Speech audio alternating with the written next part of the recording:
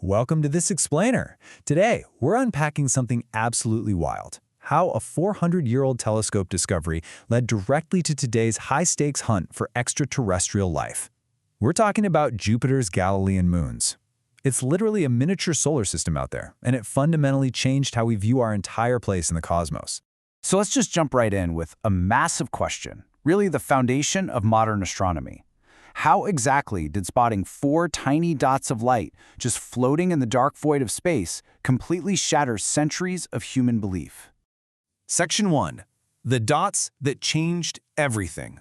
To answer that big question, we have to rewind all the way back to the year 1610. Now take a look at this. These are Galileo Galilei's actual handwritten notes from that exact year. You see those little asterisks clustered around the larger circle of Jupiter? Night after night, he documented these 4 tiny dots, changing positions, basically dancing back and forth around the giant planet. Without even realizing the sheer scale of it at first, he had just discovered Io, Europa, Ganymede, and Callisto. And you know, the implications of those little sketches were earth-shattering. Literally. Galileo realized Jupiter was acting like its own miniature solar system. Think about it. If these moons were orbiting Jupiter, it was the ultimate undeniable proof against the popular Ptolemaic model, which, remember, insisted that absolutely everything in the universe revolved around the Earth. These 4 little moons basically championed the heliocentric or sun-centered model. Total game changer. Section 2. Weighing a giant. Now let's zoom in on the mechanics of the solar system and see how those exact same moons help us literally weigh a gas giant from millions of miles away. This is one of my favorite ways to picture the physics at play here. Imagine you're spinning a yo-yo horizontally on a string. The tension of the string keeps that yo-yo moving in a uniform circle, right? It's constantly fighting against the centrifugal force that wants to fling it outward. Well, look at a moon orbiting Jupiter. The physics are exactly the same. Jupiter's invisible gravitational pull acts just like that string, keeping the moon perfectly locked in its orbit.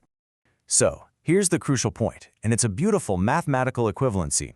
The centrifugal force of the orbiting moon is exactly equal to the gravitational force between the moon and Jupiter.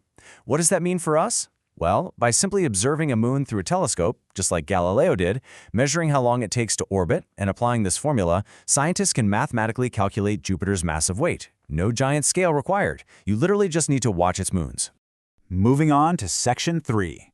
Worlds of fire and ice. Because Jupiter is so incredibly massive, that intense gravity creates worlds defined by absolutely extreme, violent geology. Get this. The inner moons, Io, Europa, and Ganymede, are locked in this precise mathematical rhythm called an orbital resonance. For every 4 times Io whips around Jupiter, Europa orbits exactly twice, and the big guy, Ganymede, orbits exactly once. It's like cosmic clockwork. But because they keep lining up and gravitationally tugging on each other, their orbits are forced into these elliptical, oval shapes rather than perfectly neat circles. Because of those elliptical orbits, the distance between these moons and Jupiter is constantly changing. As they swing closer, Jupiter's massive gravity pulls harder. As they swing away, it relaxes. It's constantly stretching and twisting the solid rock of these moons. Imagine kneading a tough ball of dough in your hands. All that friction warms it up, right? This exact process is called tidal heating, and it generates such intense internal friction that it actually melts the insides of these moons, even out there in the freezing pitch-black depths of space. Distance is everything here.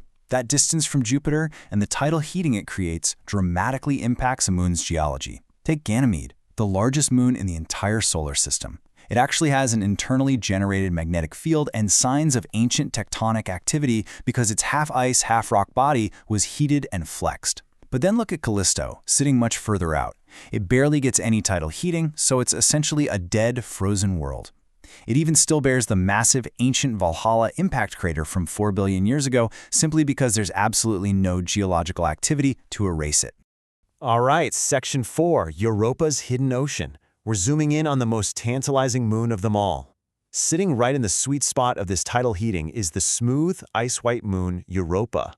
Scientists are absolutely obsessed with Europa, and for some really compelling reasons. First off, it has almost no impact craters. That means dirty liquid water is constantly welling up from below, freezing, and paving over its surface. It's geologically super young. Plus, we see giant floating blocks of ice and these massive tectonic cracks stretching for thousands of kilometers. But the kicker?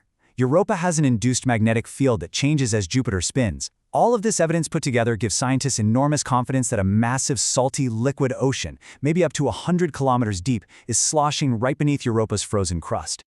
It's honestly mind-boggling when you look at the numbers.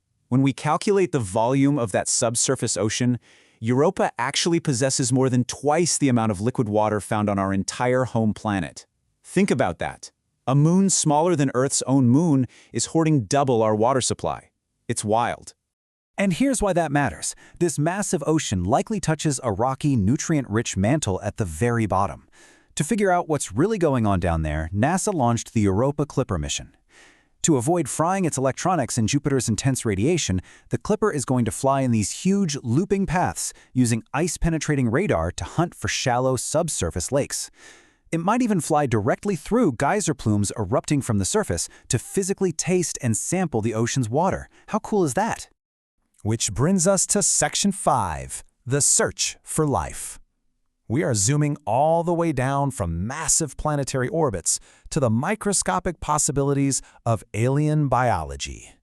You know, for the longest time, scientists were absolutely convinced that all life in the universe needed sunlight to survive, period. But as this quote points out, deep-sea explorations right here on Earth discovered thriving, complex ecosystems huddled around boiling, toxic volcanic vents in the pitch-black depths of our own ocean floor. It was a total paradigm shift. It completely rewrote the rules, proving that biology can actually run on geothermal energy instead of solar energy. And so, I want to leave you with this final, truly profound thought to ponder.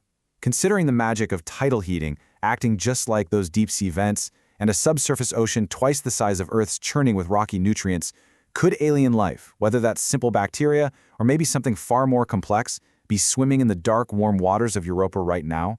From Galileo's tiny telescope to the Europa Clipper, those 4 little dots of light are still holding the keys to the universe's greatest mysteries. Thanks so much for joining me on this explainer, and keep your eyes on the stars.